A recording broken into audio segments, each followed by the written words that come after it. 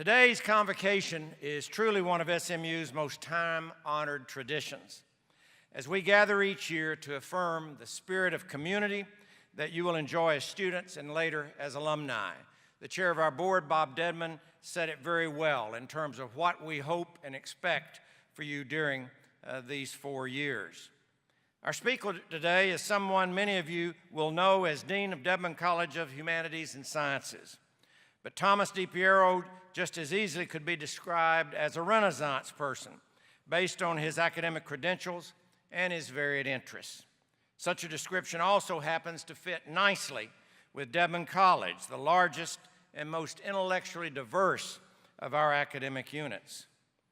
As the dean often points out, Dedman College prepares its graduates to have the critical thinking skills that employers look for. In fact, a survey showed that 3/4 of recent employers would recommend a liberal arts education as the best way to prepare for success in today's rapidly changing global economy.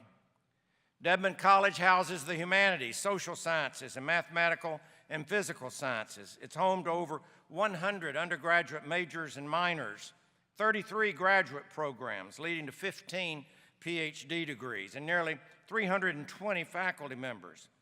Dean DiPiero oversees the college's 16 academic departments and 14 programs, all that go around the campus in very real ways. The dean is also professor of world languages and literatures and of English. He came to SMU in 2014 from the University of Rochester, where he served as Dean of Humanities and Interdisciplinary Studies in the College of Arts and Sciences. He's placed particular emphasis on further developing the college's robust programs in the sciences, where faculty are unusually adept at mentoring undergraduate researchers and deploying them in many federally funded laboratories. If you like to do research, you have the opportunity at SMU. Dedman College also has signature strengths in politics, public policy, economics, and the study of human beings across time and space, including their past and present creations, whether these be physical, intellectual, or aesthetic. He earned a PhD and MA in Romance languages from Cornell, as well as an MA and BA from Ohio State University. Prior to coming to SMU, he also taught at the University of Rochester, Reed College in Portland, Oregon, and the University of Paris. Today, you'll enjoy hearing Dean DiPiero's perspective on how our capacities to think and reason provide us remarkable opportunities and at the same time, awesome responsibilities. So please join me in welcoming to the 2018 Convocation Speakers Podium, Dean DiPiero, Dean of Dedman College.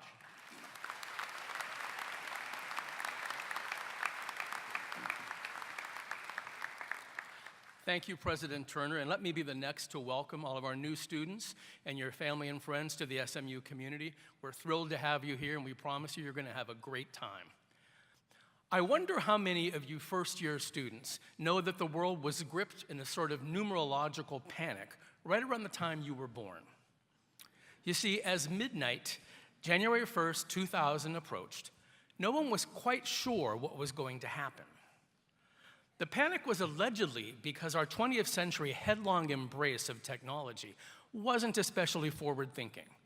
Most computer applications that did calculations based on dates had been storing those dates with 2 rather than 4 digits, that is, as 98 rather than as 1998. As the year 2000 approached, people began to wonder, what will happen when all those zeros line up and calculations no longer make sense? Will banks fail?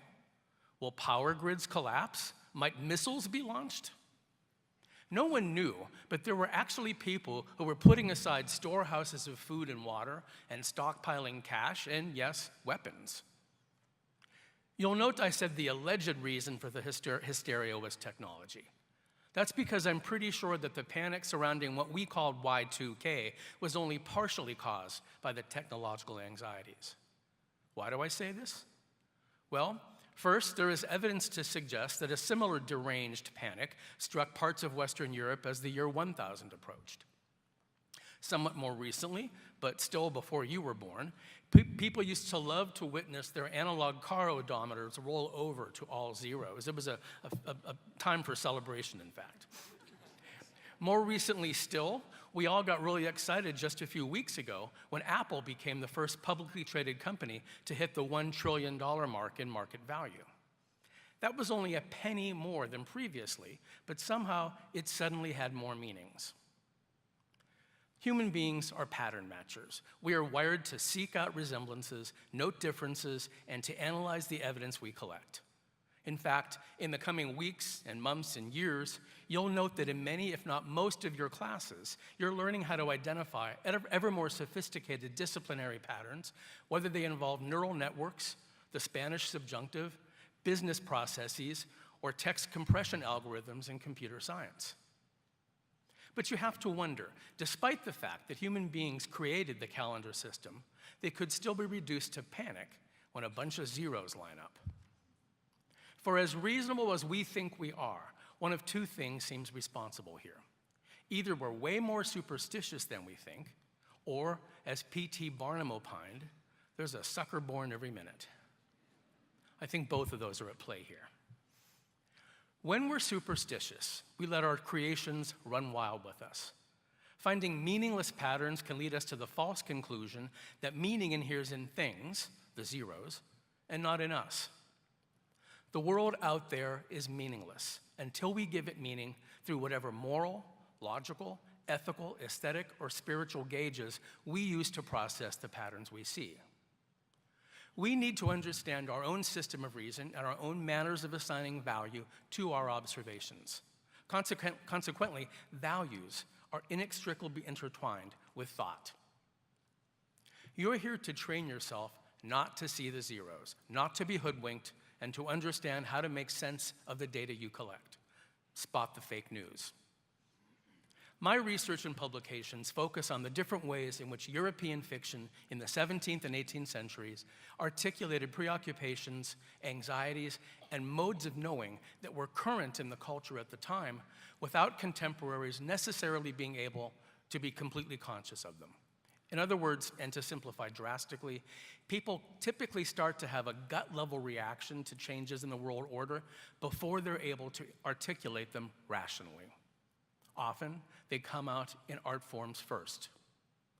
Artists and philosophers take it as their life's work to be attuned to people's ways of thinking and creating and helping us understand what and through what mechanisms they mean.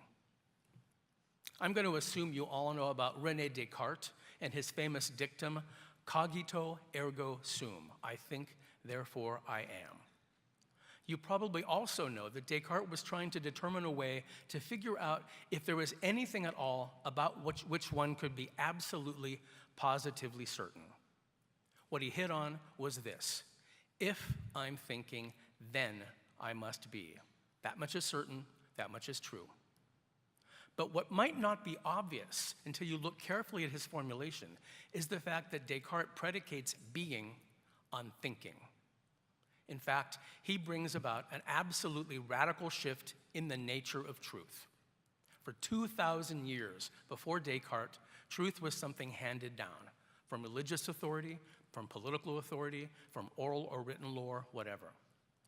People who would access the truth needed to go through all sorts of difficult cleansing and perfecting endeavors, as in a religion or secret society, to be prepared to receive the truth by conforming to and by becoming what the truth required of them. Descartes performed a total reversal. He put thinkers in charge of the truth. Thinkers had to train themselves not to conform to a received notion of the truth, but to reject everything uncertain until what was in front of them was undeniably true. The thinker becomes the origin and standard of truth. The truth is out there, not like in the X-Files, but only for those who seek it. That's a huge responsibility, and congratulations for undertaking it starting today. Descartes' scientific and philosophical contributions in the middle years of the 17th century were extraordinarily important for making human beings the responsible center of knowledge. And they paved the way in the 18th century for Enlightenment thought, still the foundation for Western modes of law, argumentation, empirical observation, and democracy. That thought reached one of its most eloquent articulations in the words of Immanuel Kant, and I quote, Enlightenment is people's release from their self-incurred tutelage. Tutelage is the incapacity to use one's own understanding without the guidance of another. Such tutelage is self-imposed if its cause is not lack of intelligence, but rather lack of determination and courage to use one's intelligence without being guided by another. That's pretty heady stuff. In fact, Kant boiled down his thought to two simple words in Latin: sapere aude, dare to know. So you've taken the first step in daring to know. You've come to college. But how do you keep from putting yourself in a position of tutelage as you listen to your professor's wisdom and succumb to the temptation of simply spitting it back to them? Because you're going to do that. Think for yourself. Ask questions all the time. Visit your professors in their office hours, and sorry, faculty, don't believe your professors just because they're professors. This is not about faith. It's about knowledge and understanding. Not participating in class is like not participating in food.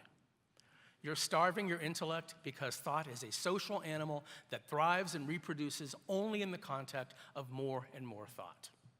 You will have acceded to truth when you realize that you don't need your teachers anymore, when, to quote Kant, you possess the determination and courage to use your intelligence without being guided by another. And then you'll wonder, why did I pay all that tuition? So here comes the part where the old guy gets to give you gratuitous advice. Number one, dare to keep in mind that how you do each thing every day is how you do everything. If we're pattern matchers, we're also creatures of habit. If you skip class, you're the one who later on will skip work and do other things in a half-cocked way. Train yourself not only to go to class, but to speak in class, and from the very first day. If you don't, you're the one who's going to fade into the background in all sorts of situations. If you're shy, get over it. And remember that most people feel exactly the same way you do. As an aside, I hate speaking in public. Do something that scares you every day. Number two, dare to distinguish yourself and make it clear who you are, how you think, and what you bring to the table. That will be handy when you're looking for a job and you can tell employers precisely why they should hire you. Remember, 30% of the population nationwide, ages 25 to 29, has a bachelor's degree. And here in Dallas, it's 50%. So you must distinguish yourself in what you do, how you think, whom you help, and what you produce. Number three, dare to be offended by the thoughts and positions of those whose values differ from yours. Indeed, seek those people out. I don't know how we got into this noxious state of only listening to people who agree with us, but learn to listen to things disagreeable. And when I say listen, I don't mean simply to wait to talk. I mean to listen to what they're saying. You'll learn much more about others and about yourself. It won't kill you, and remember, what doesn't kill you makes you stronger. Number four, dare to fail. Ask any successful person in just about any line of work where they've learned the most, and I'll wager they'll tell you it was from a significant failure, where they reached high and missed the mark. If you're hitting a bullseye every time, you're simply standing too close to the target. Don't be a better version of the person you were when you came here. Create the one you want to be. Carthago delenda est, Carthage must be destroyed, and your Carthage is the fortress you've built around yourself. The year you were born was an extraordinary one. The world was in a frenzy. People relied on superstition, tossed reason to the dustbin, and screamed rather than reasoned, and all because a bunch of zeros lined up. I guess what I'm saying is, don't be one of the zeros who lines up. Make your meaning, dare. Thank you.